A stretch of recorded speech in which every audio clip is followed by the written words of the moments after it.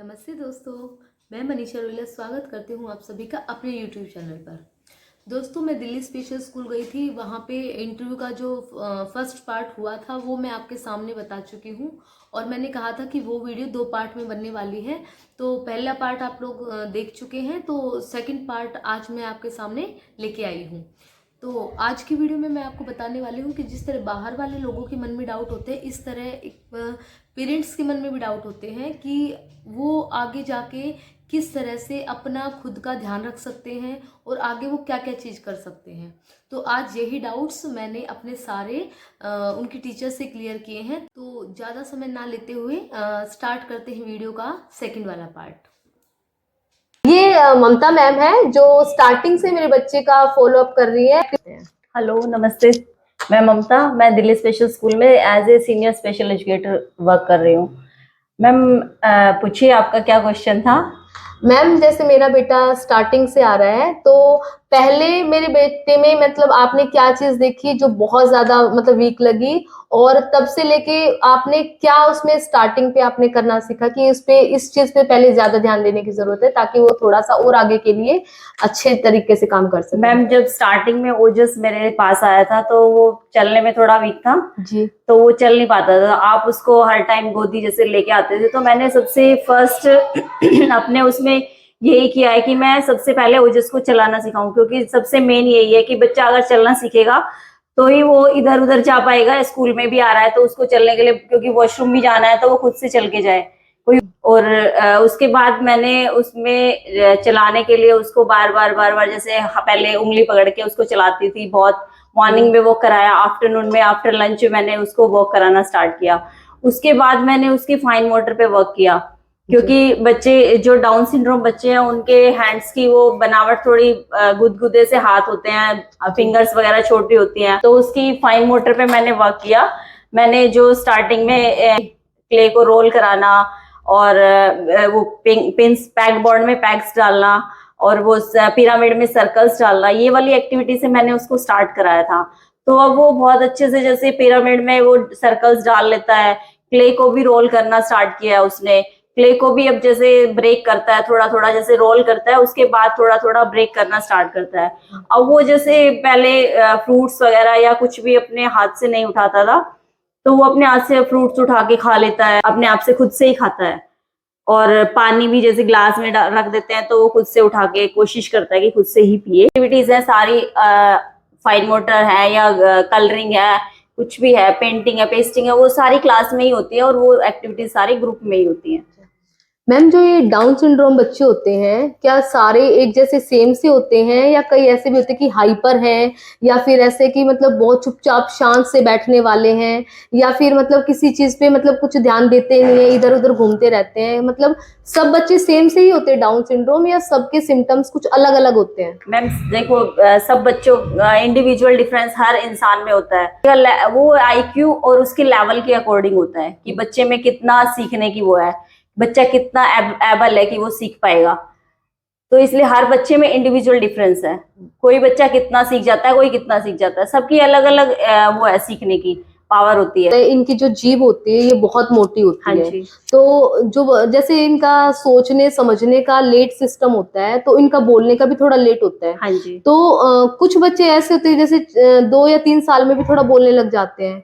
कुछ बच्चे ऐसे होते हैं कि जो 7 या 8 साल में बोलना सीख जाते हैं। तो क्या ऐसा भी है कि कुछ बच्चे की कभी बोलेंगे ही नहीं, या बोलेंगे एक पर्टिकुलर टाइम पीरियड के बाद बोलेंगे? ऐसा मतलब सब में कितना चांसेस होता है कि बोलेगा ही या बिल्कुल ही नहीं मैम बोलेगा? ये देखो, सब कुछ ना, मैं बता रही हूँ, सब कुछ आईक्यू पे ही डिपेंड करता है। जी मैम। कि बच्चे का कौन सा पार्ट अफेक्ट है, ताकि किसी बच्चे का बोलने वाला पार्ट अफेक्ट होता है जी। और किसी बच्चे का सोचने वाला पार्ट अफेक्ट होता है। जी, जी। जिससे वो फर्क पड़ता है कि बच्चा कितना सोच रहा है और कितना बोलने की कोशिश कर रहा है। वो बच्चे की खुद से ही अंदर से इंटेंस होती है कि मैं बोलूं या मैं कोशिश करूं। बहुत बच्चे आलस में भी नहीं बोलना चाहते, जानबूझ जी। के भी अगर कोई काम करा रहे हैं तो नहीं करना चाहेंगे। जी, जी। तो इसलिए हम कुछ डिसाइड नहीं कर पाते हैं कि बच्चा कितने टाइम में बोलेगा या कितने में नहीं बोलेगा। बस हमें तो यह है कि हम तो अपनी थेरेपीज वगैरह वो टाइम टू टाइम या डेली जो भी है वो कंडक्ट कराते हैं बच्चे से। क्या मैम ये जो बच्चा है मतलब नहीं है, वो बच्चे बोलते भी नहीं है, हाँ जी। लेकिन एक बच्चा जो प्रॉपर तरीके से सुन पा रहा है, सब कुछ चीज कर पा रहा है, तो कितने परसेंट चांसेस है कि वो आगे, चाहे वो लेट ही सही, थोड़ा ज्यादा ही लेट सही, लेकिन वो बोल ही पाएगा या बिल्कुल नहीं बोल पाएगा? मतलब जो सुन रहा है बच्चा, वो कितने चांस है कि वो बोल लेगा आगे? मैम इतना मतलब परसेंट तो पता नहीं है कि बच्चा कितना बोल पाएगा, लेकिन हाँ अगर वो सुन रहा है तो वो बोलने की कोशिश भी करेगा। बस उसको थेरेपीज वगैरह टाइम टू टाइम मिलनी चाहिए। रहा है तो बच्चा समझ रहा है। एग्जैक्टली बात यह है कि बच्चा अपना काम कर रहा है, खुद से समझ रहा है, समझ के कर रहा है, चाहे वो बोले भी ना, लेकिन वो अपनी एक्सप्रेस कर रहा है अपनी बातों को, कुछ भी जैसे उसको कुछ खाना है, पीना है या कहीं जाना है तो वो एक्सप्रेस कर रहा है। इट मीन्स वो एक्सप्रेसिव है वो बच्चा। वो मतलब बोले ना तब भी अपनी बात को कह पा रहा है दूसरों के सामने, तो वही हमारे लिए लैंग्वेज हो जाती है कि बच्चा एटलीस्ट एक्सप्रेस तो कर रहा है, बोल के ना सही पर वो बता तो रहा है कि मुझे किस चीज की नीड है। हाँ जी। तो मैम एक जो नॉर्मली बच्चे होते हैं, ये आई कांटेक्ट जैसे ये बच्चे है ना बहुत लेट करते हैं। हाँ जी। तो लगभग अगर जैसे मान लो स्टार्टिंग से, जैसे मैंने अपने बच्चे को 2.5 साल की उम्र में ही आपके स्कूल में एडमिशन दिलवा दिया था। हाँ जी। हाँ जी। तो अब ये 6 साल की उम्र में आके अब जाके ये आई कांटेक्ट थोड़ा थोड़ा करना सीखा है। तो क्या अगर मान लो मैं इसको उस टाइम पे एडमिशन नहीं कराती, तो क्या नॉर्मली बच्चे अगर घर में थोड़ा बहुत भी प्रैक्टिस कराते हैं तो इतने टाइम में क्या घर में आई कांटेक्ट करना सीख जाएगा बच्चा?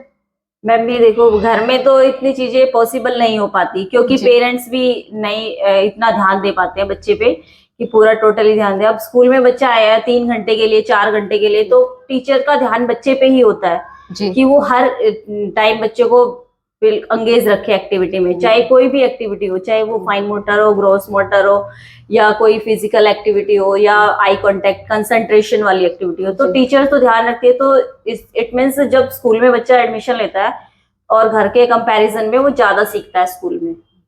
ओके। सब बच्चों के साथ में बैठने में स्टार्टिंग में कंफर्टेबल हुआ था कि मतलब उसमें बैठ जाए और वहां पे सब बच्चों को देखे, या स्टार्टिंग में उसने रोना स्टार्ट कर दिया था? आपने उसको पहले अकेले में उसको करना सिखाया था या सब बच्चों के बीच में ही आपने करना सिखाया था? नहीं मैम, मैंने सभी बच्चों को इक्वल वो दी है, क्योंकि बच्चा अकेले में इतना नहीं सीख पाता जितना ग्रुप में सीखता है।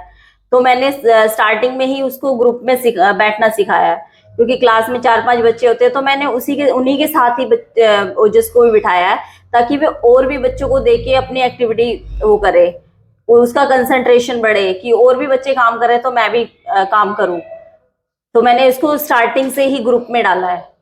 मैम क्या इन बच्चों के लिए कोई ऐसा सर्टिफिकेट होता है गवर्नमेंट की तरफ से कि जैसे इनको कुछ थोड़ा सा बेनिफिट मिल सके? क्योंकि जैसे नॉर्मल जो पर्सन होते हैं वो तो अपना सब कुछ अपने आप कर लेते हैं, तो कोई सर्टिफिकेट की इनको जरूरत होती है जो स्पेशल चाइल्ड बच्चे होते हैं? हाँ जी मैम, यहाँ पे ना डिसेबिलिटी सर्टिफिकेट भी बनता है और डीक्यू सर्टिफिकेट भी बनता है। तो डिसेबिलिटी सर्टिफिकेट बनेगा जिससे बच्चे को बेनिफिट होगा। अच्छा मैम, जो ये सर्टिफिकेट बनता है तो क्या इससे गवर्नमेंट की तरफ से कुछ हेल्प मिलती है? जैसे एज ए पेरेंट्स, मैं जैसे डाउन सिंड्रोम बच्चे की मदर हूँ, तो मुझे ये डाउट है कि अगर कल को मैं या मेरे हस्बैंड नहीं रहे तो उसकी अर्निंग के लिए कि कुछ वो अपना जीवन यापन कैसे करेगा? तो क्या गवर्नमेंट की तरफ से कोई ऐसी स्कीम है कि बच्चे को इनकी कुछ हेल्प की जा सके? हाँ जी मैम, अगर आपके पास बच्चे के पास डिसेबिलिटी सर्टिफिकेट है तो गवर्नमेंट की तरफ से उनको पेंशन मिलती है, जो 2500 है, जो जिससे बच्चे थोड़ा बहुत अपना खाने पीने का अरेंज कर सकते हैं। Okay ma'am. मैम एक चीज और कि मैम जिस बच्चे का डिसेबिलिटी सर्टिफिकेट होता है उसको पेंशन मिलती है, और दिल्ली में 2500 पेंशन है बच्चे की, जिससे वो बच्चा थोड़ा बहुत खाने पीने का अपना अरेंज कर सके। Okay ma'am. मैम एक चीज और कि जैसे मैंने स्टार्टिंग से अपने बच्चों को यहाँ पे एडमिशन कराया हुआ है, तो कितना के जैसे मान लो 18 साल तक या 19 साल तक जितने टाइम तक भी वो यहाँ पे पढ़ेगा उसके अंदर कितना इम्प्रूवमेंट आ जाएगा?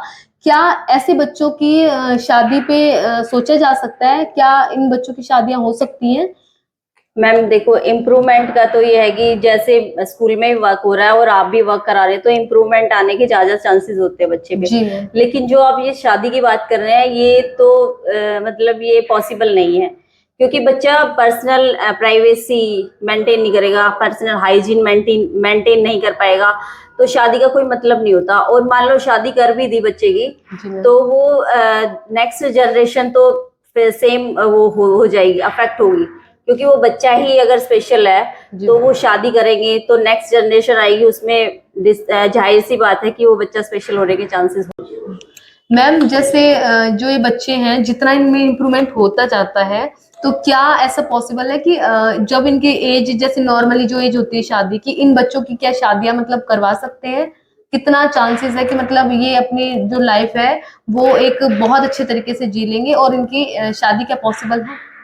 मैम शादी का मैं तो यही बोलूंगी कि शादी इन बच्चों की पॉसिबल नहीं है, क्योंकि ये देखिए कि अगर शादी हो जाएगी, हम पहले की हिस्ट्री वो पता करते हैं बच्चे की, कि अगर उनकी फैमिली बैकग्राउंड में अगर कोई बच्चा इस टाइप से है और फिर वो बच्चे हो जाते हैं तो वो जेनेटिक इफेक्ट पड़ता है। अगर बच्चा खुद ही स्पेशल है तो उसमें उस पेरेंट के जीन आने के बहुत ज्यादा चांसेस होते हैं, इसलिए शादी जेनेटिक ये इफेक्ट होता है बच्चे के अंदर कि बच्चा अगर नेक्स्ट ये सेम बच्चा स्पेशल है तो उसमें नेक्स्ट जो बेबी होगा उसमें भी चांसेस हैं कि वो बच्चा भी स्पेशल हो। तो क्या मैम इतने चांस जैसे जो नॉर्मल पर्सन होता है कि उनको ये पता है कि शादी का मतलब क्या होता है, तो अगर इनकी शादी करवा भी जाए कि तो क्या इनके माइंड में इतना इनको पता होता है कि शादी का मतलब क्या होता है? ये अपने आप को उस लेवल तक क्या ग्रो कर सकते हैं? मैम देखो, किसी किसी बच्चे को इस बात की नॉलेज हो जाए तो पता नहीं, लेकिन इन बच्चों को इस की कोई नॉलेज नहीं होती। इनको प्राइवेसी मेंटेन करना है या हाइजीन मेंटेन करना है, इस बात का कोई ही वो नहीं होता है, पता नहीं होता कि हमें किस टाइम पे प्राइवेसी करनी है या किस टाइम पे हाइजीन मेंटेन करनी है, तो इनका कोई वो है नहीं कि इनको पता हो इस टाइप के बारे में। मैम जो गवर्नमेंट की पेंशन स्कीम है, उस पेंशन स्कीम के अलावा भी क्या गवर्नमेंट की तरफ से कुछ और जैसे कुछ प्रोवाइड किया जाता है? जैसे मान लो कल को मैं या मेरे हस्बैंड ना रहे तो कुछ चाइल्ड केयर होम या कोई ऐसी कुछ एक्स्ट्रा फैसिलिटी जिससे बच्चे अपना जीवन यापन कर सके, कोई चीज है ऐसी गवर्नमेंट की तरफ से? मैम ऐसी कुछ फैसिलिटी नहीं है कि बच्चे के पेरेंट्स के बाद उन बच्चों के लिए चाइल्ड केयर होम वगैरह हो, लेकिन हाँ बस गवर्नमेंट ने ये फैसिलिटी तो दे रखी है कि बच्चे को ट्रेन में या बस में उनके पास बने हुए थे तो उनको फ्री में जर्नी करने का तो ये मिला हुआ है, लेकिन ये चाइल्ड केयर होम इस टाइप से कोई फैसिलिटी अवेलेबल नहीं है। लेकिन हाँ अब गवर्नमेंट ने ये बेनिफिट जरूर दे दिया है कि हर स्कूल में, चाहे वो प्राइवेट हो चाहे वो गवर्नमेंट हो, उसमें एक एक स्पेशल एजुकेटर जरूर हायर कर दिया है। और लेकिन वो बस ओनली फॉर स्पेशल एजुकेशन के लिए ही है, वो ना कि ओटी या स्पीच या फिजियोथेरेपी के लिए नहीं है, बस वो ओनली एजुकेशन के लिए ही है वो स्पेशल एजुकेटर। हमें ये भी गवर्नमेंट ने ये भी किया है कि पहले बच्चे को मेंटल रिटार्डेड इस टाइप से बोलते थे, लेकिन गवर्नमेंट ने इसका नाम चेंज कर दिया है, उनका नाम दिव्यांगजन दे दिया, और हिंदी में भी दिव्यांगजन है और इंग्लिश में भी दिव्यांगजन है। तो ये बहुत अच्छा वो किया है गवर्नमेंट ने, क्योंकि पहले लोग ऐसे बोलते थे मेंटल है, ये है वो है, इस टाइप से बच्चे को नाम दिया जाता था। मतलब एक तरह से भेदभाव खत्म कर दिया। हाँ जी। ओके मैम, तो मैम आप कितना रिकमेंड करेंगे कि जितने भी जो स्पेशल बच्चे हैं जिनके भी, तो उनको स्पेशल स्कूल में जाना चाहिए या नहीं जाना चाहिए, या किसी नॉर्मल स्कूल में जाना चाहिए, या फिर मतलब उनको क्या करना चाहिए अपने बच्चों की इम्प्रूवमेंट के लिए ताकि उनका ज्यादा से ज्यादा विकास हो सके? मैम बच्चे की लेवल के अकॉर्डिंग बच्चे को स्कूल में डिवाइड किया जाता है कि बच्चा कौन से स्कूल में सूटेबल रहेगा। स्कूल भी 4 टाइप्स के होते हैं, जैसे नॉर्मल हो गया, इंटीग्रेटेड हो गया, इंक्लूसिव हो गया और स्पेशल हो गया। जो बच्चे बिल्कुल मतलब जिनका आईक्यू परफेक्ट होता है वो तो नॉर्मल स्कूल में ही जाते हैं, लेकिन जो इंटीग्रेटेड स्कूल होता है, इंटीग्रेटेड स्कूल में बच्चा कुछ टाइम के लिए नॉर्मल बच्चों के साथ आएगा, गेम्स वगैरह का पीरियड हुआ उसमें आया, खेल के वापस थेरेपी रूम में चला गया। नेक्स्ट जो इंक्लूसिव स्कूल होता है उसमें नॉर्मल बच्चे के साथ ही बैठेगा स्पेशल बच्चा, उन्हीं के साथ ही काम करेगा अपना, कि मैम थोड़े डिफरेंट टाइप से उसको जो स्पेशल एजुकेटर होती है वो उसका वर्क करा देती है। और जो स्पेशल स्कूल है वो तो पर्टिकुलर स्पेशल बच्चे के लिए होता है, वो तो पूरा time whole day special school में ही रहेगा, वहीं पे ही अपना काम करेगा, जो भी एक्टिविटीज करनी है प्रॉपर वो उसी स्कूल में करेगा। ओके मैम, ठीक है। कुछ और भी डाउट है तो आप नीचे मुझे कमेंट सेक्शन में कर सकते हैं। बाकी ये स्पेशल स्कूल है, अगर आपके आसपास कोई स्पेशल बच्चा है तो आप उनको गाइड कर सकते हैं, उनके पेरेंट्स को, कि उनको स्पेशल स्कूल में जरूर जाना चाहिए। और मैडम ने बहुत अच्छे से हमें रिस्पॉन्स किया, सारी बातें हमारी जो जितने डाउट्स थे सारे क्लियर किए हैं। तो मैम का बहुत बहुत थैंक यू, मैम ने बहुत अच्छे से समझाया है। तो दोस्तों ये था वीडियो का सेकंड पार्ट। इसमें लगभग आप सबके जो क्वेश्चंस हैं पेरेंट्स के अपने बच्चे के लेकर, वो लगभग आपके क्लियर हो चुके होंगे। तो मिलते हैं फिर अब नेक्स्ट वीडियो में। अगर आप सबको मेरी वीडियो अच्छी लगती हैं तो प्लीज़ मेरी वीडियो को लाइक और शेयर कीजिए, और अगर अभी तक आपने मेरे चैनल को सब्सक्राइब नहीं किया है तो प्लीज़ जल्दी से सब्सक्राइब कर लीजिए। नमस्ते।